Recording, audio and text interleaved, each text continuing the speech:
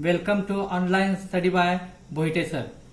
विद्यार्थी मित्रांनो, आपण मागच्या लेक्चरमध्ये reflection of longitudinal waves and transverse waves from denser medium आणि रेअर मीडियम बघितलेला आहे. आज आपण सुपरपोजिशन ऑफ वेव्ह पाहणार आहोत. सुपरपोजिशन ऑफ वेव्ह म्हणजे नेमकं काय बघा. When three waves, wave A, wave B and wave C traveling to the medium, passing through the common point, then what happens of the amplitude at this common point O? बघा, ह्या wave जेव्हा common point पासून pass होतात तेव्हा त्या स्वतःच्या displacement तयार करतात. फॉर एक्झाम्पल, आपण दोन वेव्ह घेऊया. Wave A of amplitude 1 and wave B of amplitude 2. Resultant displacement at point A is equal to vector sum of displacement due to all waves. Vector sum का म्हटलंय बघा. जर ह्या दोन टू वेव्ह फेज मध्ये असतील, in same phase, तर डिस्प्लेसमेंटची addition होते. आणि समजा ह्या दोन वेव्ह आउट ऑफ फेज असतील. आता ह्या दोन्ही वेव्ह इन फेज आहेत, मग रिझल्टंट वेव्ह जी तयार होईल तिचा अँप्लिट्यूड किती असणार आहे बाळांनो? 3 असणार आहे. समजा ह्या दोन्ही वेव्ह आउट ऑफ फेज असतील, वेव्ह ए बघा तुम्हाला दिसेल इथे, आणि वेव्ह बी 1 1 2 2, तर किती येईल? 1 येईल अँप्लिट्यूड. आणि because vector sum 1 - 2. This is the principle of superposition of wave. मी पुन्हा एकदा रिपीट करतो बघा प्रिन्सिपल काय. When 2 or more wave travelling through the medium passing through the common point, each wave produces its own displacement independent of other. Resultant displacement at common point is equal to vector sum of displacement due to all waves. याच्यासाठी आपण example बघणार आहोत. Wave pulse. Wave pulse म्हणजे तुम्हाला आपण मी सांगितलेलं आहे. Wave pulse म्हणजे आपण जर एक वेव्ह घेतली तर crest, this is the one wave plus, किंवा trough, this is the one wave plus. Two waves are in same phase traveling in opposite direction. In same phase असणाऱ्या दोन वेव्ह पल्स फिगर मध्ये बघा. दोन wave pulse एकाच दिशेने, opposite दिशेने जात आहेत. ही वेव्ह पल्स हे दाखवलेल्या दिशेने जात आहे, एरो दाखवल्याने. ही वेव्ह पल्स या दिशेने जात आहे. आफ्टर 1 सेकंड, थोड्या वेळानं काय होईल बघा. ह्या दोन्ही वेव्ह फ्रंट्स एकमेकात जवळ येतील.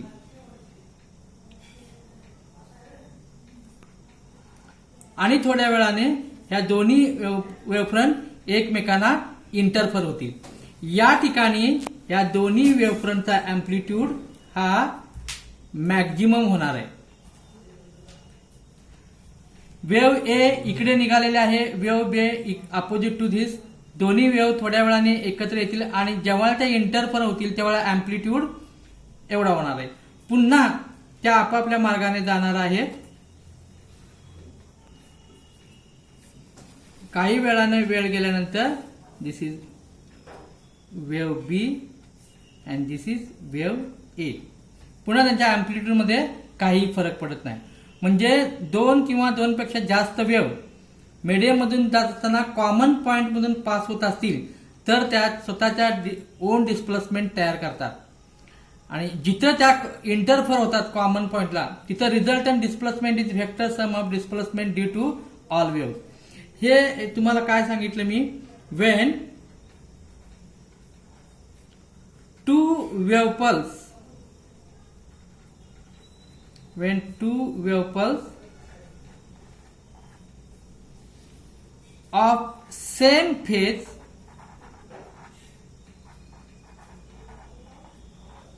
traveling in opposite direction. Traveling in opposite direction.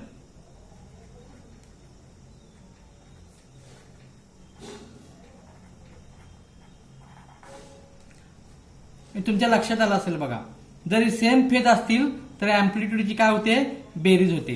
हे दोन सेम फेज आहेत म्हणून रिझल्टंट अँप्लिट्यूड 1 + 2 3 जे व्हेक्टर सम होते. आता याच्याऐवजी द दोन वेव्ह याच्याऐवजी वेन दुसरं एक्झाम्पल आपण बघूया. When two wave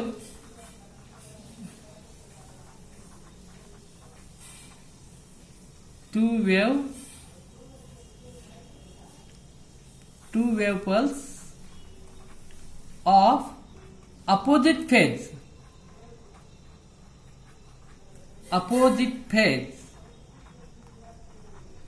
traveling in opposite direction.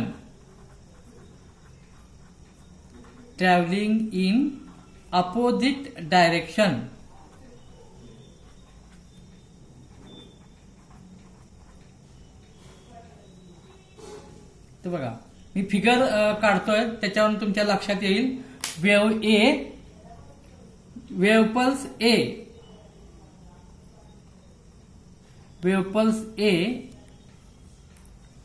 आणि हा वेव्ह पल्स बी. वेव्ह पल्स बी इकडे निघालाय, वेव्ह पल्स ए इकडे निघालाय. दोन्ही हे आउट ऑफ फेज आहेत बघा आणि अपोजिट डायरेक्शन मध्ये निघालाय. थोड्या वेळाने काय होईल, वेव्ह पल्स ए आणि wave pulse B close to each other, एकमेकांजवळ येतील. आणि जेव्हा wave pulse A and wave pulse B, आता इथे नेमकं काय होईल बघा, रिझल्टंट अँप्लिट्यूड इज व्हेक्टर. समजा हा +1 आहे आणि हा 1 आहे म्हणजे 1 - 1 0. इथं रिझल्टंट अँप्लिट्यूड मी डॉटेडने दाखवतोय बघा. या ठिकाणी रिझल्टंट अँप्लिट्यूड किती होईल, 0. When two waves are out of phase traveling in opposite direction at common point, the resultant amplitude is 0. Because here, according to superposition of wave, we can take the vector sum. After passing through common point, there is no change in their displacement and they traveling in their direction continuously. आता बघा याच्यात तुम्हाला दोन प्रकार आहेत, हा पहिला प्रकार आणि हा दुसरा प्रकार.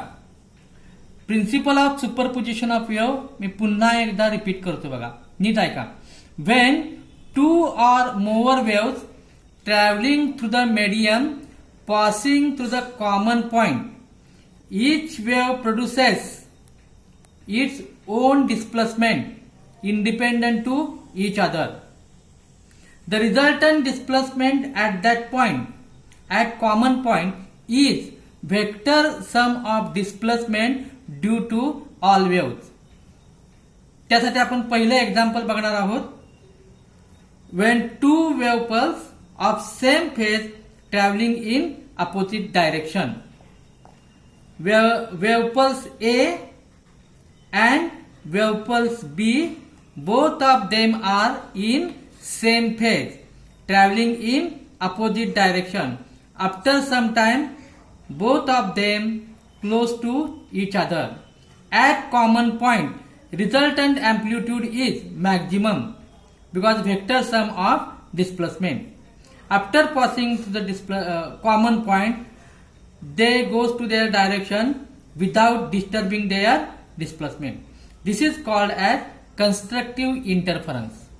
Second example, when two wave pulse of opposite phase traveling in opposite direction. बघा वेव A आणि वेव P ह्या दोन्ही अपोजिट फेजच्या आहेत आणि अपोजिट डायरेक्शन मध्ये चालतात. थोड्या वेळानं त्या काय करतील, एकमेकांच्या जवळ येतील आणि थोड्या वेळानं काय होईल, त्या कॉमन पॉइंटला येतील. At common point the resultant displacement is 0. म्हणून मी हे डॉटेड लाईन दाखवलंय बघा. हे होतच नाही, तर डिस्प्लेसमेंट किती होते, 0 होते. पुन्हा कॉमन पॉइंट मधून गेल्यानंतर ते आपापल्या दिशेने जातात आणि there is no change in their displacement. This is the destructive interference.